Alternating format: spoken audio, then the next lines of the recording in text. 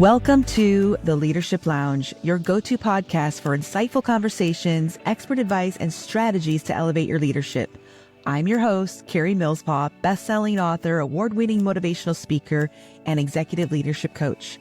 In my profession, I've seen firsthand the daily stresses executives face and how, together, we've overcome these challenges with expert guidance. Whether you're a seasoned leader, aspiring executive, or entrepreneur, this show is for those ready to lead with impact and purpose.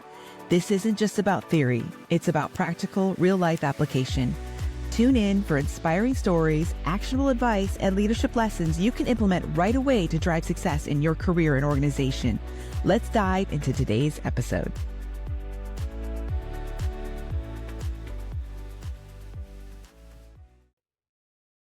Welcome back to the Leadership Lounge. I am absolutely thrilled to introduce my guest today, a true global citizen and an inspiring leader, Enrico Menichetti.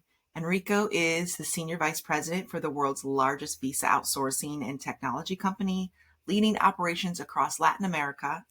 His career spans 6 countries, 6 languages, and over 55 countries traveled, giving him unparalleled insight into global and intercultural dynamics. Enrico's story goes far beyond the office.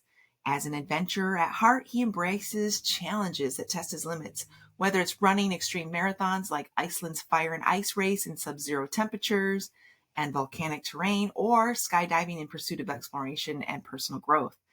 Guided by his philosophy of maximalism, Enrico is dedicated to pushing boundaries, stepping out of his comfort zone, and living life to the fullest. With experience indirectly leading over 1,000 employees across continents, he believes that resilience, adaptability, and a spirit of adventure form the bedrock of exceptional leadership. In today's conversation, we'll dive deep into leadership lessons forged through adventure, stories of resilience, and how embracing challenges shapes both personal and professional growth. Enrico, welcome to the show. It's an honor to have you here. Thank you, Carrie. It's so great to be here. Awesome. So kind of I always like to take a step back because now we've just read all these accolades of what an awesome person you are and what you've accomplished, just little snippets. But there was a once upon a time, take us to young Enrico, just starting out. What did you always feel like you'd be a leader? Did you ever see yourself here? Kind of take us to the once upon a time space. Oh, that's a great place to start, actually, because that actually is what defined my path. If I go back to my younger years, looking at the family of immigrants that I come from, it was a very protective, let's say, upbringing that I experienced. There was a lot of times that my parents used those phrases that play it safe, don't take too many risks.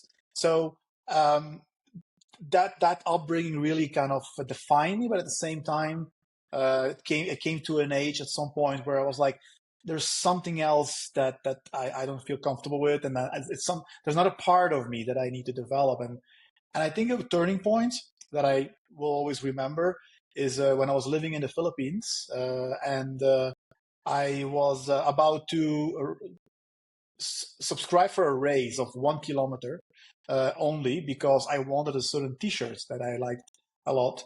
But that 1 kilometer was already sold out, and slowly it made me go up to 10 kilometers that I had to register for. And to be honest, at that time I didn't like running at all. I was a little bit scared to go on the 10 kilometers because I've never ran that distance. But fast moving forward, I finished that race, and that was really a turning point because not only did I finish the 10 kilometers, but I also did it at an acceptable time, and that kind of like showed me that how important it is to sometimes go beyond your limits, go beyond that unknown, that scary part that sometimes holds us back is actually telling us like there's more behind that line that will bring you to learnings and that self development. So it all started with T-shirts, selling T-shirts.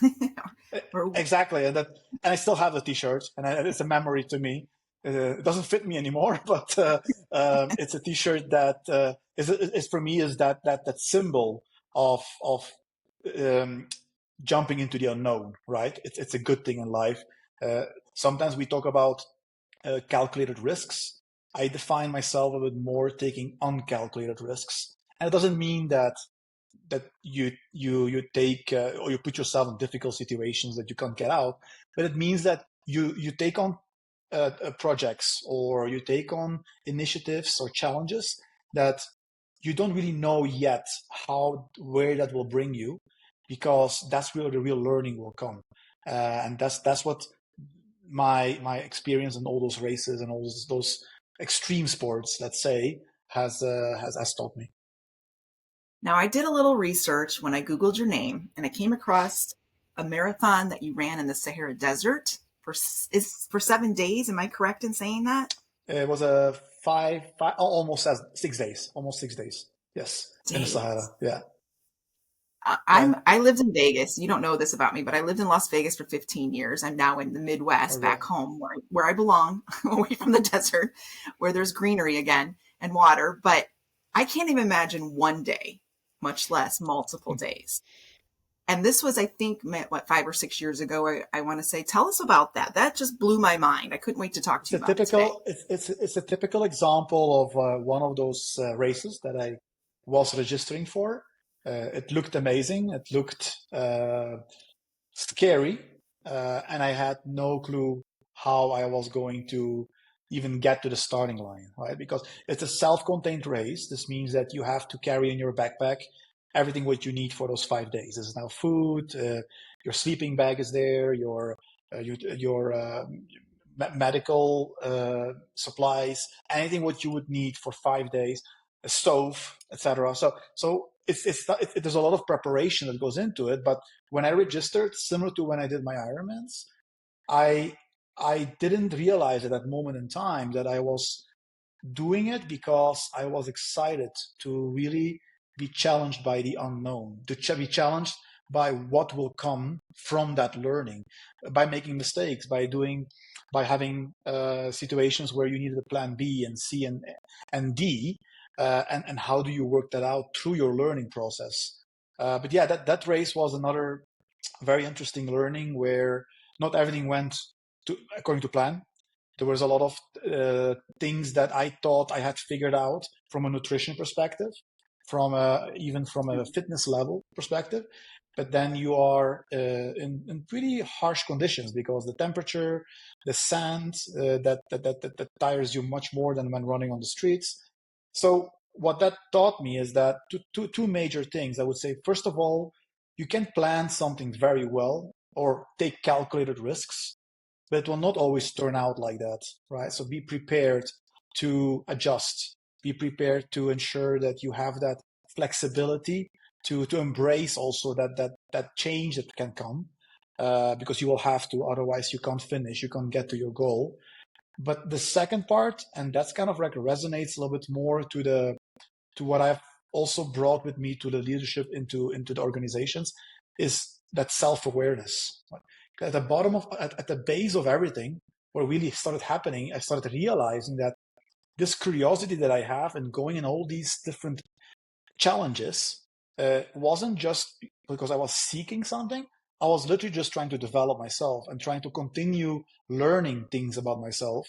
Um, that also humbles you often, because there were days that one day of that race is a 75 kilometers in one day. So you need to Right. run for 75 kilometers, while the previous days you already did a couple of marathons back to back. And believe me, your mind starts playing games with you at some point, and you're at 50 Mm. kilometers, and you're like, and I still have that 25 kilometers to go. Your brain starts telling you very different stories, but at the same time, also again, the amount of self awareness you start create, the way you start learning things about yourself physically and mentally. I think that's a very unique place to be. What I encourage really everybody in that team of really go to the unknown, embrace the unknown, and it doesn't always have to be that big, right? I would always say Right. like start small. I started with a race of 10 kilometers, not wanting to do 10 kilometers, I wanted to do only 1 kilometer, but that was my fear at the time, right? So starting small and embracing that fear. Right. You know, I just took up backpacking this year. My boyfriend's a big backpacker, has been doing it forever. And we did 7 trips this year. And we did start small, but I could identify and relate to your story of you've got to hold everything you got to take in that's got to take care of you. Yeah, from your emergency kit to your food to your water. Do I have a way to filter water? All the things, your nutrition, as you said. And we just did one night and we hiked out. We're talking 3 miles, if that. I'm not good with transposing kilometers to miles, so forgive me. But so then we started off and then we did a 25-mile loop on an island. And that one I feel like really truly made me a real backpacker because we did that in just 2 days. And the blisters and the mosquito bites and the mud and the hiking, the constant hiking uphill just never stopped. Um, it does mess with your mind and you really realize what you're made of. That mental strength that you accumulate, like 3 more miles, you got this, Carrie, 2 more miles, 1 more mile. You're going to be sitting by a campfire soon. You've got to really look at the finish line and just praise yourself in the moment to get through the hard Exactly. stuff. Yeah, that And the beauty of that, Carrie, is that despite all those challenges that you mentioned, right, the mosquito bites and you would do it again, right? yep, You're looking forward to your next one. yep, So it's a little bit like an innate uh, quality that we have as human beings that we seek that adventure. Actually, I sometimes compare it a little bit to like a survival instinct as well, right? For us to be prepared for maybe difficult situations is actually placing ourselves in that situation so we are prepared and we know how to deal with that. So and that's why backpacking and then being in the outdoors is a perfect learning for us, I right? love it. Yeah. I love it. I never saw myself carrying everything I need to own for the week or the day or the weekend on my back ever. And I can't imagine running, to throw that on there. But I've camped before, but I was more glamping. That's what I call it now compared to what I do now, like just the bare Was also minimum. fun. Was also Right. fun, the It glamping. is. Yeah. I enjoy it. I But enjoy that as well. Yeah. yes, so do I. But to do 7, and you feel rich. You're like, I actually have a car that's got all the water I need in it. I don't have to filter water. It's almost like a staying at the Four Seasons after backpacking. But again, I never saw myself doing it. And I've excited, can't wait till the weather starts to get warm again so we can keep going. So yeah, you can push yourself by all means. So how does this relate to, and I get the mental strength that needs to happen in the boardroom, like think about, I see, and we talked about this a little bit before I hit the magic button of record. People think corporate world, they think white collar, stuffy, um, watch every word you say, don't think too far outside the box, stay in your lane. How have you been able to do both? Because you have the best of both, in my opinion. I love corporate America, corporate world, global companies. I've been working with Microsoft and other big names across the globe for years. But there's also that other side of me that's just crazy Carrie on the weekends. How do you merge both? Tell me more about that and how you've kind of married both of those. So I must be honest that it took me a while to realize that I was doing that connection because it was subconscious. But I would say the main driver of the connection would be the opportunity you have to create to keep developing yourself and to start to know yourself better as a person. Whenever we work with people, is it now in person? Is it remotely? Is it through Zoom? Is it through whatever medias we use? The basis is always the same. We need to create first and foremost genuine connections with people, right? If the genuine connection with your team, with your peers, with your bosses is for me the first step. But the genuine connection is very difficult if you don't even understand yourself or if you're an autopilot. Um, Working on self-awareness, and it's a continuous work. It's not something that you say, oh, I've worked on this and now I think I got it. It's continuous. And that's the beauty of that as well. There's a continuous learning of yourself. I think that's the journey that I enjoy, that I keep uh, being faced with good and bad things of my character and how I react, and get the opportunity to maybe work on those and see how I can amplify the ones that I like, or maybe handle the ones that I don't like slightly different. But is that self-awareness that if you know yourself well, you know how then also how to work with other people and to create strong performing teams, right? People will feel that. People will feel a genuine connection. If we are on autopilot, then we will often use those phrases like, oh, just a quick one, or let me just talk to you very quickly. And that's not connection, right? This is all like, I need something and from you. But I would say that's really where I feel it helped me a lot. Those struggles during the races, those finding or digging very deep and becoming very humble, because there are moments where even during the Ironmans where you come off a bike of 180 kilometers and then you still have a 42 kilometers run in front of you. You really have to humble yourself a lot to say, I'm going to get through this, right? Because your mind tells you, what are you doing, right? You're going too far. So getting to know yourself, and that also means then because you are comfortable with yourself, or you know that you're on a journey of getting to know yourself better, you create also curiosity. I feel that I develop more curiosity when I interact with people, to ensure that I understand their point of view. You create that empathy, and again, it's not that it's something that you create and then it's there. It's a continuous work, right? But at least it puts you on that path of that clarity that you have in how to work the best with people. If it's now a board member, or is it now an officer frontliner, is it now the cleaning lady down the hall? It doesn't really matter. It's always the same way of interacting with them.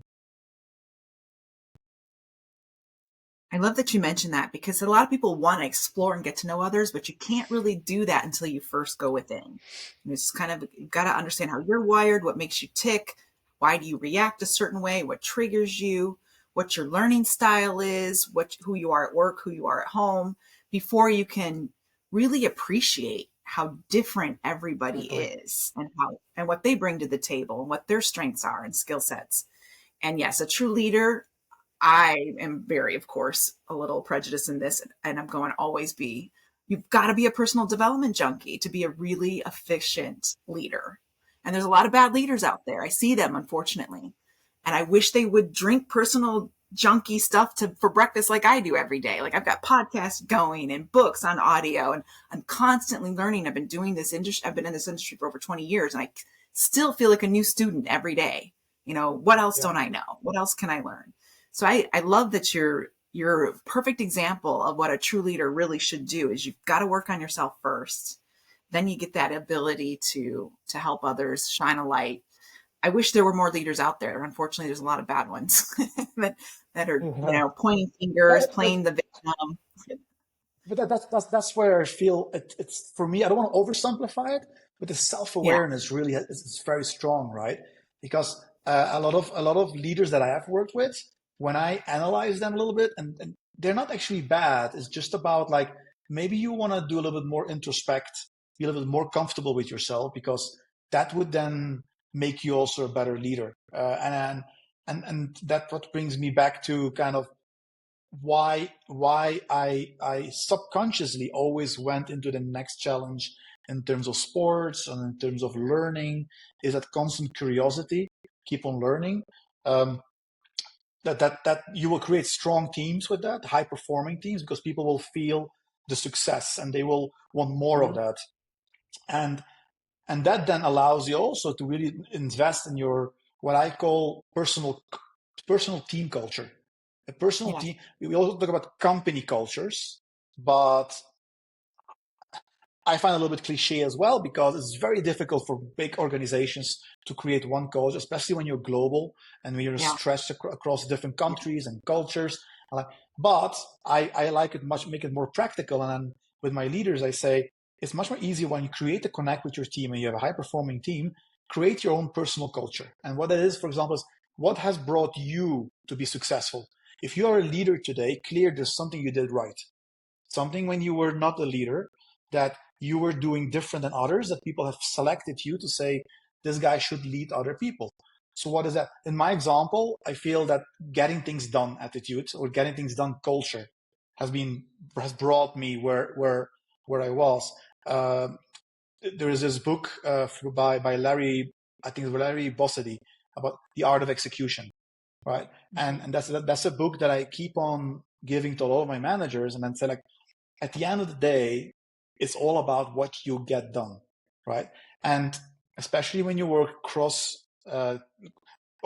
country or global, you have the issue of time zones, you have the issue of not seeing the people in person, right? Right. I feel that if you can create a culture of execution, the art of execution, getting things done mentality, then you suddenly start bridging that, oh, we're not overlapping in time zone, or we're not seeing each other, because everybody has that notion, we want to get this done.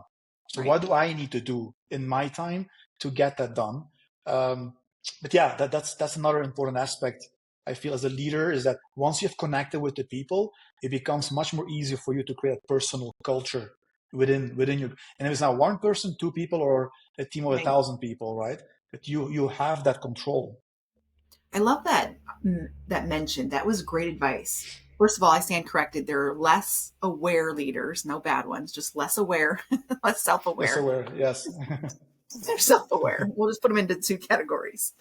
But more importantly, you did touch on something that I hope our listeners take away, because it is easy to get lost in a big organization. Where do I fit? How can I implement, the culture, but yet still make it my own, give it my own flair, my own brand?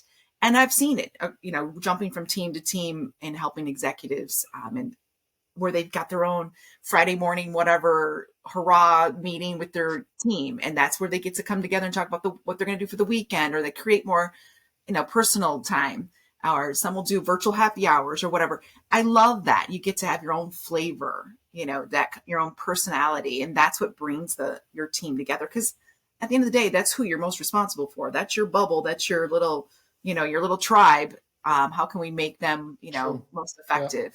And giving permission yeah, to executives to do that, because a lot of them think, no, this isn't checking all the boxes. I don't want to step out of line, but giving them that yeah. permission to do it and getting progress that way. I love that. A lot of time, the culture is being driven by the company core values or the mission statements. Right. And that's all good and well, but you still have you have a much more influence on the ground every day with your team, right? And it doesn't have to go against that. It's just about what made you successful? How did you got to the point where you are? And how do you develop a team now that does the same? That's culture, right? Mhm. These are the values that you pass on to a high performing team. Right. Absolutely. So let's talk about some of the high octane sports for a little bit here. And I think you're literally branding yourself with this. Is it what's the word? Maximalism. Maximalist. Yeah, I love that. that's something that came up very recent. It was another eureka moment, to be honest. It's like how to bring it together. It's like, because people say like, oh, why are you doing all these things and all these extreme sports? But also, I think I have the same management style, maximalism in the sense of um, do not put limits on yourself, right? Right. Don't be scared of big projects. Recently, like nine months ago, I was asked to look into a specific project for a merge and acquisition, and uh, and I could sense a little bit of reluctance and a little bit of I would say not scare, but like carefulness Hmm. in should we approach it or not. Where my approach was more like head on. The moment I saw the opportunity, like this is something we should do, let's get it done, and really to start driving all the stakeholders to see the value of that. To be honest, it was also scary for me, Yeah. right? I'm not saying that I felt comfortable, but that's good. That's a good thing. Once somebody told me, if you feel nervous, means that you're focused and you're going to go to do something great. And Right. the person said that at the start of an Ironman, I was at the front line there and starting line, and the guy saw my nervousness, and that's what he told me. And the same thing with this project, where a lot of challenges. It isn't easy, but again, it's that eagerness of wanting to be there, right? It's not about Right. avoiding the challenges. It's not about trying to be in a safe situation. It's actually putting yourself in that uncomfortable situation, so that you will learn what you don't even know you will learn, right? That unknown. Right. And I think that's what yeah, what I would connect again between the sports and the adventures and the corporate world, let's call it. Right. You should always have, I always feel like that mixture of excitement and fear is like the perfect two ingredients for something big. Yeah. You're getting ready to level up. You're getting ready to expand as a person, be better than you were yesterday, like even be the best version of yourself going forward. And I've done it too. I did, and well, that's why I want to just talk about this for a little bit because it's so much fun for me. A few years ago, probably longer now that I think about it, for 18 months, I tried something new every month. And it could have been as simple as horseback riding through the mountains, but I'd never done it before. And of course, some of them were flying a stunt plane, jumping out of a plane, learning to ride a motorcycle, getting my own motorcycle, um, river rafting, a category 5, Wow. terrified of water and not a good swimmer, by the way, jumping off the stratosphere in Las Vegas. And I actually flew a stunt plane twice. Let's throw that in there. I went back for a second. There was a bunch of fun things. And I saw every area of my life go up. Finances went up. Relationships went up. I was hitting more Exactly. goals at work. And you think, well, what has that got to do? So she got a motorcycle, big deal. Like how does that bleed into other areas of your life? And it's shocking that it really does. There's that feeling of I'm unstoppable. I'm almost bulletproof. Some people thought I had a death wish. They're like, what are you doing this weekend? Like, what's wrong with you? And I'm sure you've been accused of the same, True. but it works. I'm It so really works. I'm so happy I'm so glad you bring that up because some people have been seeing my lifestyle is very similar to what you're mentioning, getting into all these different certifications that I also got and like, oh, what's your quest? What are you Yeah. looking for, right? Is there something you're missing in your life because you're constantly Right. looking and to be honest, at some point I started thinking like that as well. It's like, yeah, why am I wanting to learn? I have this rule that every year of my life I want to learn something new, something they were like one year it was like I got my captain license for sailing, and then it was a skydiving license, and then it was like learning to play an instrument, and so every year I want something new, and I started doubting at some point as well. I was like, why is that? But then Right. actually it became very clear. It wasn't about what you're learning or what you're looking for. You actually want to develop. You want to learn. You want to create a better you, and that will never end. And that's okay. Right. It's okay, right? It will never end. It's an Never energy that, graduate from that. yeah, and it's an energy that I really advise everyone. I also need to sometimes bring it a little bit back because I realize that with a maximalist character like my or management style, sometimes what I don't want to do is also intimidate the people because actually you're trying to inspire. You're trying to inspire Right. and you're trying to make them understand that don't do an Ironman, don't do an ultramarathon. Start with a 1K around the block. If Right. that's what you want to start with, picking up a guitar and maybe just looking how it sounds, but do that first step, that small first step, go for it, right? Because that will then makes you curious for the next one and the next one and the next one. So I think that's also important to call out that it's not about doing these big extreme things. Right. It's about the curiosity to keep on learning in life. Right. Right. It's one step at a time. And yes, anyone can get intimidated thinking, I can't do what Enrico does. There's no way I'm going to, sail my own boat or something of that nature. That looks like too out of reach. So it's great information. It's just, if it just expands you this much today, it's enough for today because you're going to just want to keep growing, but it's one step at And a you will time. at some point, if you take those steps, at some point you also would like to do an Ironman because you started from there, right? You want Right. to, but don't say today I'm going to do an Ironman because as you Right. said, Gary, that's intimidating for all of us, right? Absolutely. Start small. Yeah. So which out of all of the fun extreme stuff that you've done, and yes, I've watched video of you jumping out of a plane and I have, but I had a person on my back. That's the only way I would do it is tandem.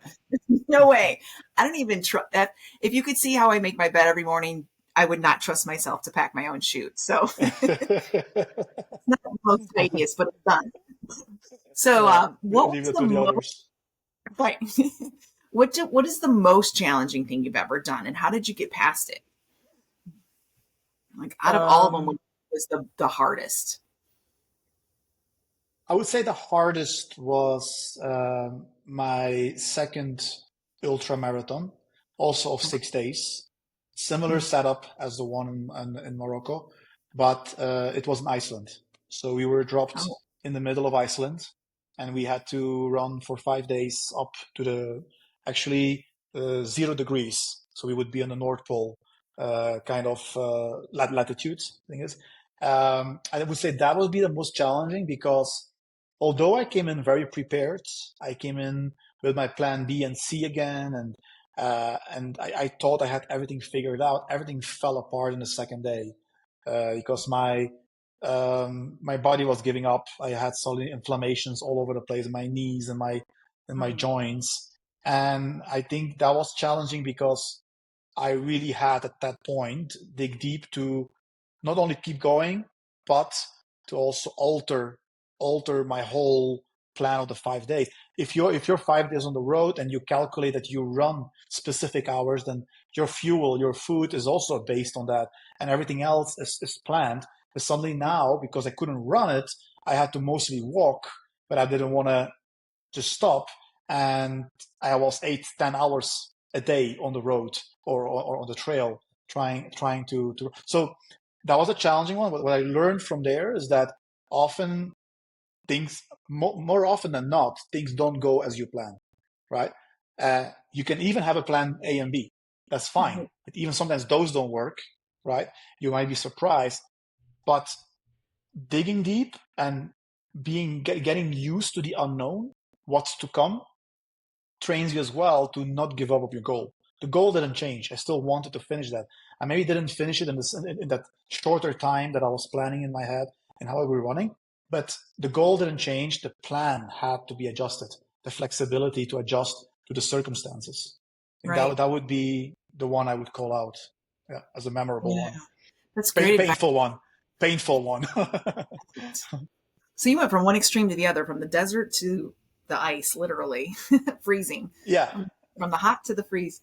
The Actually, that race was called Fire and Ice because you run over volcanoes because Iceland has oh both, right? So oh there's that's like great. the so there's volcanoes and then there was the ice. So we had a little bit of everything. We had, yeah. Oh my gosh, that just changes it even more. Unbelievable. Yeah, it makes me think of that saying, and I'm probably not saying it correctly, where, just be clear about the outcome you're wanting, but be flexible with the journey to get there, and just same with business. You think about just in your workforce, you can have that plan A and then have a plan B and a C, and then half your team gets called out because they're all sick, or, like all these things happen and obstacles. Do you do the same type of preparation in the corporate world where you think here's plan A, plan B? I think in the corporate world, I would say yes. I think there is always, I think thinking ahead is very important and Yes. ensuring that you plan ahead for sure. But I would say the level of adaptability that again is a constant learning curve as well, based on the experience that we do, based on the places that I lived, based on the cultures that I had to manage. That adaptability I think is key, right? Because then you can adjust very quickly. Um, I always take the example of the privilege that I had that I didn't see as a privilege when I was growing up as an immigrant in Belgium, as an Italian living in Belgium, right? I was not an Italian, I was not a Belgian, and I was living in between a community of a lot of other nationalities of immigrants. Mhm. I had, to be honest, a little bit of an identity crisis at that point when I was growing up because what am I exactly, right? And and Yeah. and I thought that was something bad. That was something that I looked up to people that could say, look, I was born in Belgium and I'm a Belgian or I'm an Italian 100%. So it's like, I didn't see it as a good thing. But what that created um, many years after, I would say, like came to a realization that that was a golden nugget for me, a golden nugget that I didn't see at the time, but thanks to that, that also was another small brick on this big wall of adaptability, right? It Yeah. helped me to understand different cultures. It helped me to work. For me, growing up, it was normal that somebody spoke a different language, that somebody had a different mentality, that somebody, right? So I was surrounded by that. So, and I think that I brought as well, first of all, in accepting a lot of the expat assignments, going around the globe, not being too picky about where I was going, and actually embracing that culture change, embracing getting to know the people, the culture. People feel that as well. So sometimes things that on a younger age we think is a limitation or is not a positive thing, we we don't realize that actually is, as I best way to call it, a golden nugget that can bring you some big advantages later on, right? So learning again out of that. Right.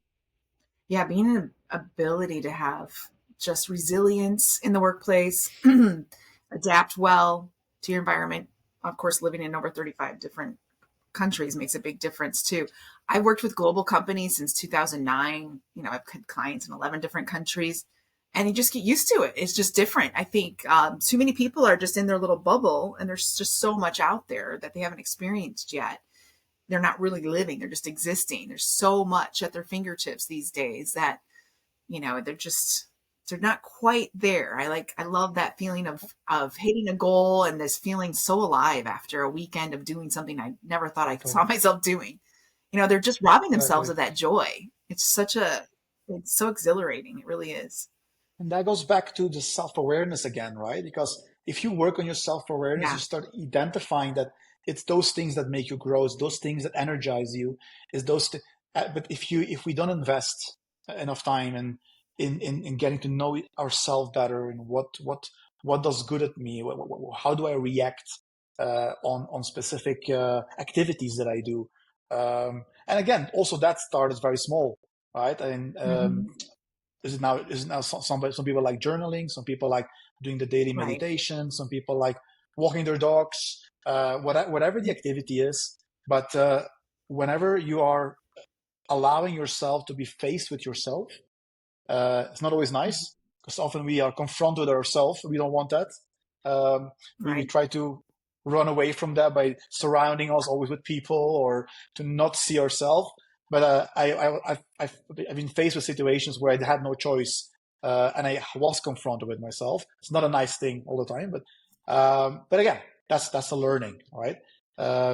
Investing in that, I will always really strongly suggest people to do that because that again allows you to then understand what it means to go to that uncomfortable place. Right.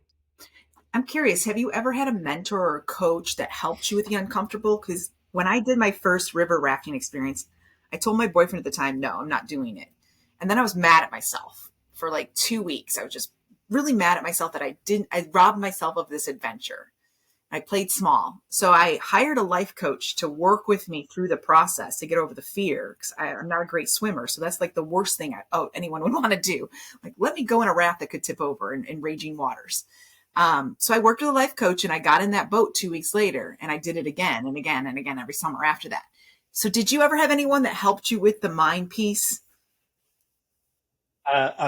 Many people, and that's another aspect of being open to it. I guess like a lot of Yeah. times there's a stigma as well that when you get help, Yes. uh, it It's means that you're not weakness. comfortable with yourself. And I feel it's the opposite. It's because Yes. I want to be so comfortable with myself and I want to learn that I get help. And that's like, I had life coaches as well. But I also feel that there's a lot of people that cross your life that if you look in and you become curious again, they will Yes. teach you a lot, right? For example, there's this person that was my instructor. I have a license to teach scuba diving. The instructor Okay. that got me into that, right? Very inspirational person, and he, I looked up to him in specific aspects in how he was teaching and how he was looking at things, and there's a lot of learning from there. And then if we look at from a corporate perspective, one of my first managers, she also taught me a lot. I see her still as an example in how she made me see certain things. So I think it's also important to first of all be open in accepting the coaching, the help. We always do that. Whenever we feel sick, we go straight to the doctor, right? But whenever something that happens with the mind, and now there's a lot of proactive, right? Proactive. We go to the gym. Why is that? Because we want to stay healthy, right? Why don't we do that with the mind as well? There is still a little bit too much stigma around that. But Yes. again, it all connects, right? Because if you're curious as a person, or you create the curiosity, then you also will accept that. You will become open-minded on those things as well. And yeah, and then you will go through life learning from everybody who surrounds you, and all the people that cross your life. Yeah. Right. Yep. They say when the student is ready, the teacher will appear. And I've had the same kind of journey in my life. Like whatever I'm exploring, that person steps in, that mentor, and just kind of guides us. So as we kind of come to a close, Enrico, we see you so successful in your personal and professional life. You're a true inspiration. I cannot recommend people to find you online, no matter where they'd like to play. But kind of share what's next. What's next in your world? Share with us that. It's been a very interesting journey, and I was trying to understand as well the paths that uh, both personalities, I can call it, right, the adventure and the corporate one, where it was bringing me. But I have found a lot of interesting connections that I feel as a next step. What I would like to do is to pass this on. I see it. There's a lot of young people, young upcoming leaders that, for a better word, a little bit struggling to find a way, because we don't live anymore in a 100% corporate lifestyle that people are looking for. People are looking for a quality of life, and a quality of life means I can travel and I can enjoy life while I have a successful career as well. And I think it's always important to just step back there and for people to see how actually they're very, very similar, more similar than we think. They don't have to be separated out. So I think the next step for me would be to take all my learnings and my experience while I keep developing myself still. There's still a long journey to go, and how I can maybe help other people into the same. And that's why if anybody wants to connect with me and have a continuation of this discussion or any other topics, they can find me on LinkedIn from the professional side of things, but they also can follow me on Instagram, and that's where the more adventurous one will also be there. I will have those links in the show notes for sure. I like I said, his Instagram is eye candy. If you love travel and adventure, I could just scroll and scroll. There's so much fun. You know, obviously he's got a GoPro camera and other things that it's a blast. I'm like, is he It's for fun. real? I It's don't also know this fun guy. to film. I also like to film those things, actually. It's fun. Yeah. It is a blast. That is the best. I'm a junkie for recording every little detail. The memories last forever, but the moments are so fleeting. They just go so quick that I just want to capture everything so I can relive it and relive it and relive it, because True. Very that's what true. life's all about, in my opinion. So awesome. Well, this has been a true joy, a great end of my week. I want to thank you for just giving us your energy today, your insights, your inspiration. I know a lot of our listeners will get great quality and be inspired to try something new. So I thank you for your Thank time you, today. It's Carrie. been wonderful having you. So big Thank hugs, you, big Carrie, love, and I everybody. really enjoyed it. We will see you on the next episode, guys. Hi there, friend. If you enjoyed this episode, do me a favor and double check that you're subscribed or following. And if you've got a quick 30 seconds, it would mean the world to me if you could leave me a 5-star review and share what you specifically liked about this episode.